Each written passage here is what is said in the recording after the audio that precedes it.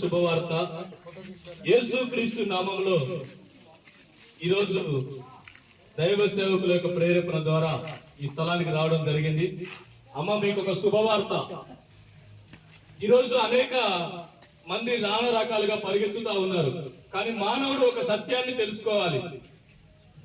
అనేక మైళ్ళకి మనం పరిగెత్తుతా ఉన్నాం నిజ దేవుడు ఎవరు అని, కానీ దేవుడే మన గుమ్మాన్ని తట్టాడు, దేవుడే మన ఇంటి దగ్గరకు వచ్చాడు, దేవుడే మన కాలనీలోనికి మన సెంటర్లోనికి వచ్చాడు. మనం ఎక్కడికో పరిగెత్తాల్సిన అవసరం లేదమ్మా.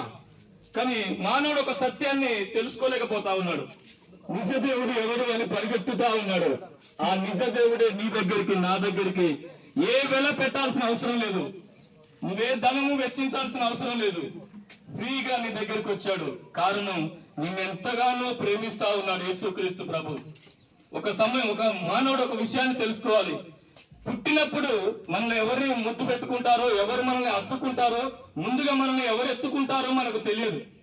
అలాగే మనం మరణించిన తర్వాత మనకి ఎవరు స్నానం చేయిస్తారో, ఎవరు బట్టలు వేస్తారో, మనల్ని ఎవరు మోసుకెళ్తారో కూడా మనకు తెలియదు.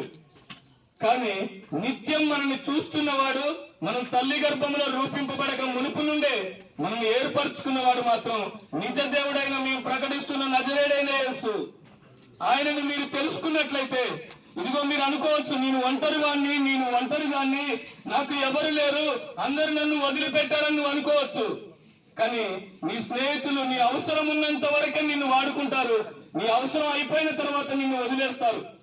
నీ బంధువులు కానీ, రక్త సంబంధులు కానీ, ఇంకెవరైనా ఈ లోక సంబంధమైన మనుషులు నీ దగ్గర ధనం ఉన్నంత వరకు కానీ, నీ దగ్గర అవసరం ఉన్నంత వరకే నిన్ను వాడుకుంటారు, ఆ తర్వాత నిన్ను వదిలేస్తారు.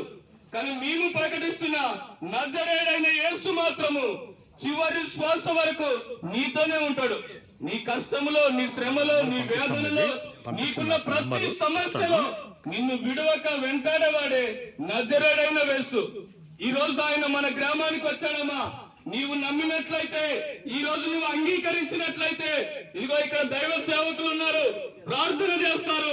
నీకు ఏ బాధ ఉన్నా, ఏ కష్టం ఉన్నా, నీవు అప్పుల బాధల్లో ఉన్నావేమో, సమస్యలో ఉన్నావేమో, ఇరుకుల్లో ఉన్నావేమో, ఇబ్బందుల్లో ఉన్నావేమో, అయ్యో ఇక నేను బ్రతకలేను, ఇక నేను తట్టుకోలేను, నా పని అయిపోయింది అని నువ్వు అనుకుంటున్నావేమో.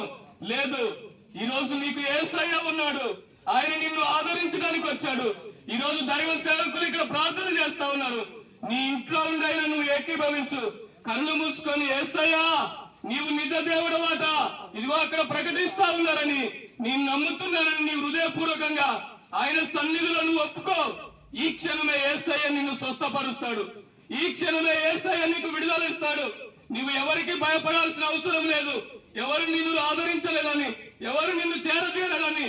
ఒకవేళ వృద్ధాప్యంలో ఉన్నవారు అనుకోవచ్చు, నా కొడుకు గాని, నా కోడలు గాని, నా అన్నదమ్ములు గాని, నా అక్క చెల్లెలు గాని, నా రక్త సంబంధులు గాని ఎవ్వరు నన్ను ఆదరించట్లేదు అనుకోవచ్చు.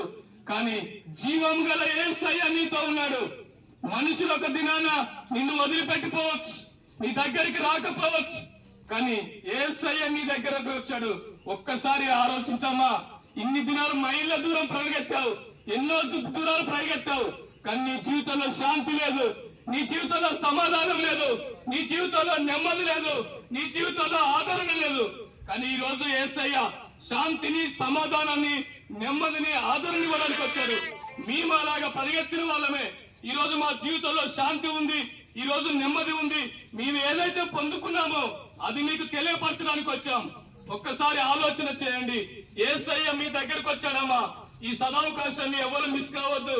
నీ ఇంట్లో ఉన్నా పర్వాలేదు, ఈ ప్రార్థనలో ఒక్కసారి కళ్ళు మూసుకొని యేసయ్యా అని వేడుకో. ఆయన పిలిస్తే పలికే దేవుడు. ఒక్కసారి ఆలోచన చేయండి. మనము సృజించిన వాడు దేవుడు కాదు, మనల్ని సృజించిన వాడే దేవుడు.